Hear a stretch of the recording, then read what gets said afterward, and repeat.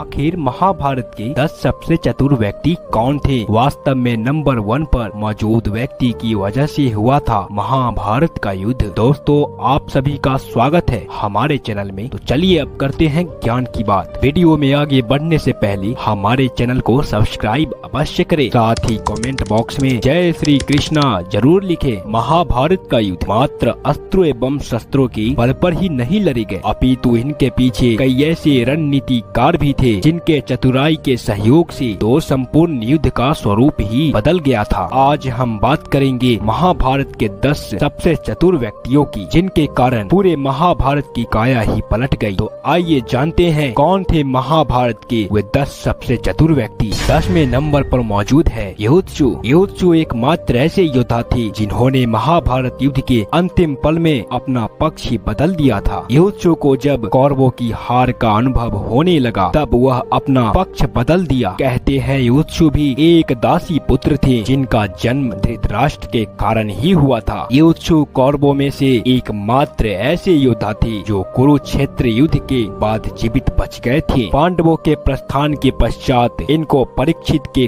कार्यवाहक के रूप में नियुक्त किया गया था। 9वें स्थान पर मौजूद है द्रुपद। पांचाल नरेश द्रुपद युद्ध कला में निपुण एवं एक माहिर रणनीतिकार थे। युद्ध से पूर्व ही वह ऐसी रणनीति बना देते थे जिससे वह एक साथ कई शत्रुओं को पराजित कर सकते थे। अपनी रणनीति के बल पर ही एक बार सभी कुरु राजकुमारों को पराजित कर दिए थे। वे पल भर में ही अपनी रणनीतियों को बदल दिया करते थे। ऐसी मान्यता है द्रुपद को एक खास कला का ज्ञान था जिससे वह अपने अनेकों प्रतिबिंब अर्थात कई सारे स्वरूप बना लेते थे, जिस कारण कोई भी शत्रु उन पर विजय नहीं पा सकता था। वैसे तो वह पांडवों के ससुर थे, किंतु वे कौरवों के विनाश का मानचित्र युद्ध से पूर्व ही बना लिए थे। कहते हैं गुरु द्रोणाचार्य को मारने के लिए उनके ज्येष्ठ पुत्र धृष्टद्युम्न का जन्म हुआ था। द्रौपदी का स्वयं महारथी अर्जुन से विवाह हुआ था और भीष्म को मारने के लिए स्वयं शिखंडी का जन्म हुआ था। ऐसे में कौरव पक्ष के 2 प्रमुख योद्धा गुरु द्रोणाचार्य एवं भीष्म की मृत्यु स्वयं द्रुपद के पुत्रों अर्थात धृष्टद्युम्न एवं शिखंडी के कारण ही हुआ था।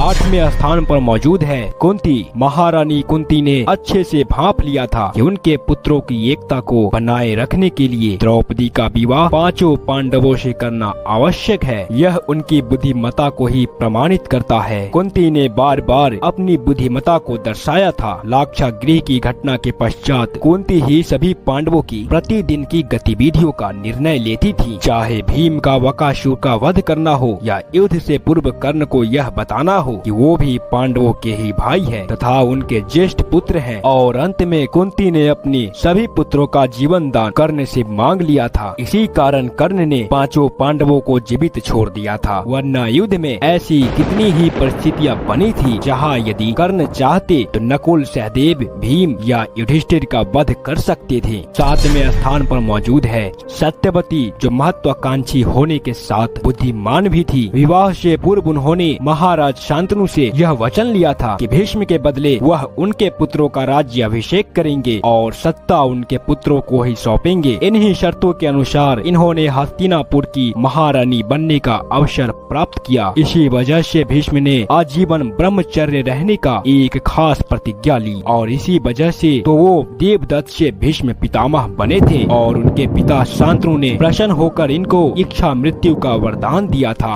6ठे स्थान पर है द्रौपदी। द्रौपदी इतनी ज्यादा बुद्धिमान थी कि विकट से विकट विपदा आने पर भी कभी उन्होंने पांडवों की एकता को टूटने नहीं दिया। वे बहुत ही चतुराई से पांडवों के पूर्ण साम्राज्य एवं संपत्ति का भी देखभाल करती थी, जो कोई आसान काम नहीं था, क्योंकि सभी पांडव उस समय लगातार कई अन्य राज्यों पर विजय पा रहे थे और उनकी संपत्ति लगातार बढ़ती जा रही थी। द्रौपदी ही थी जिसने द्यूत सभा में अनेकों प्रश्न उठाए थे कि भीष्म पितामह और गुरु द्रोणाचार्य कौरवों के द्वारा किए गए इस अभद्र व्यवहार पर क्यों शांत रहे। कुरु वंश का नाश द्रौपदी की बुद्धिमता की वजह से ही हुआ था और पांडवों की जीत हुई थी। 5वें स्थान पर है स्वयं गुरु द्रोणाचार्य। इन्होंने युद्ध के 13वें दिन चक्रव्यूह की रचना कर युधिष्ठिर को बंदी बनाने की योजना बनाई थी, किंतु अर्जुन पुत्र अभिमन्यु ने चक्रव्यूह भेद दिया था, किंतु बाहर निकलते समय उनकी मृत्यु हो गई। महाभारत के इस खौफनाक पल को तो हम सब जानते ही हैं। अपने जीवन में मिले सभी अवसरों को भी उन्होंने बहुत ही चतुराई के साथ अपने लाभ में बदल दिया था। उन्होंने एकलव्य से उसका अंगूठा मांगा, यह भी उनके चतुराई को ही दर्शाता है, क्योंकि उन्होंने अर्जुन को विश्व का सर्वश्रेष्ठ धनुर्धर बनाने का वचन दिया था। केवल यही नहीं, उन्होंने अपनी तीक्ष्ण बुद्धि के बल पर परशुराम जी को मजबूर कर दिया था कि वे अपने अस्त्र शस्त्रों का ज्ञान दे। उनकी बुद्धिमता आप इस बात से समझ सकते हैं कि स्वयं भगवान विष्णु ने इन्हें अपना नारायण अस्त्र को धारण करने के योग्य समझा था। इतना ही नहीं, गुरु द्रोण ने अपने कठोर तप और बुद्धिमता के बल पर महादेव से अश्वत्थामा को प्राप्त किया था। चौथे स्थान पर है गांधार राज शकुनी। शकुनी एक महान षड्यंत्रकारी एवं रणनीतिकार थे और वह पांडवों के विरुद्ध दुर्योधन द्वारा रचे गए हर एक षड्यंत्र के मुख्य जिम्मेदार थे। इनके कूटनीति के वजह से ही दुर्योधन अन्य कई राज्यों के साथ अच्छे संबंध बनाए थे। गांधार राज शकुनी एक महान योद्धा भी थे और उन्होंने महाभारत युद्ध में बहुत ही बहादुरी के साथ युद्ध किया था। असल में कुरु वंश के सर्वनाश में इनका अहम भूमिका था। इन्होंने ही युद्ध सभा में अपनी मायावी पाशी एवं षड्यंत्र के कारण सभी पांडवों एवं उनकी राज्य एवं संपत्ति को दुर्योधन के अधीन कर दिया था। इनके प्रयासों के कारण ही दुर्योधन विशाल सेना एकत्र करने में सफल हुए थे। लगभग 11 क्षोणीय सेना केवल कौरव पक्ष में शामिल हुई थी।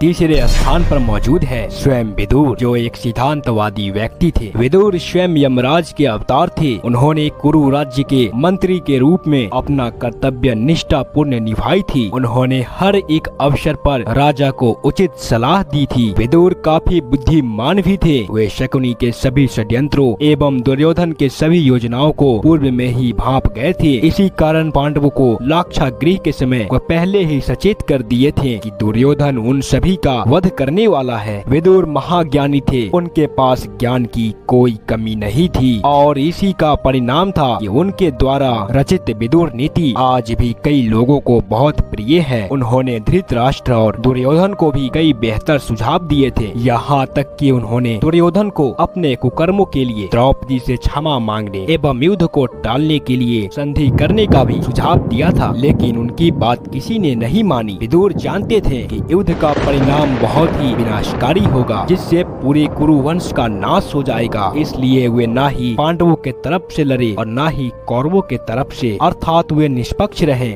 दूसरे स्थान पर मौजूद है स्वयं भीष्म पितामह। गंगा पुत्र भीष्म एक महान रणनीतिकार एवं सर्वशक्तिशाली योद्धा थे। इन्होंने संपूर्ण वेदों का ज्ञान महर्षि वशिष्ठ से प्राप्त किया था। देव गुरु बृहस्पति ने स्वयं इन्हें रणनीति की शिक्षा दी थी एवं स्वयं भगवान परशुराम जी ने इन्हें युद्ध कला में निपुण बनाया था। भीष्म एक महान युद्ध विशेषज्ञ थे। भीष्म पितामह युद्ध की योजना काफी चतुराई से बनाते थे। महाभारत युद्ध में भीष्म पितामह ने अपना प्रचंड रूप दिखाया था। उन्होंने पांडवों की लगभग 5 अक्षोणीय सेना का वध अकेले ही कर दिया था। उनके युद्ध कौशल एवं शक्ति से तो पांडव भी डरते थे। ऐसा कोई भी नहीं था जो ज्यादा समय तक इनके सामने टिक पाए। इसी वजह से पांडवों ने भीष्म पितामह से उनकी मृत्यु का राज पूछा था। भीष्म पितामह की बुद्धि और उनकी ताकत का कोई अंत नहीं था। इसी कारण ऐसा कहा जाता है भीष्म पितामह सबसे बुजुर्ग एवं सबसे ताकतवर योद्धा थे। अब बात करते हैं पहले स्थान पर मौजूद उस बुद्धिमान योद्धा की, जिसके कारण ही महाभारत का युद्ध हुआ था, जो कोई और नहीं स्वयं युधिष्ठिर थे। युधिष्ठिर स्वयं धर्मराज के अंश से जन्मे थे। वे एक धर्मात्मा थे। कैसी भी परिस्थिति हो, वे अपने धर्म पर ही अडिग रहते थे। स्थिर मन से किसी भी व्यक्ति द्वारा पूछे गए जटिल से जटिल प्रश्नों का उत्तर बड़ी ही होशियारी के साथ देते थे। लाक्षागृह के समय जब विदुर जी ने उन्हें सचेत किया था किस प्रकार कौरवों ने उन सभी के वध करने की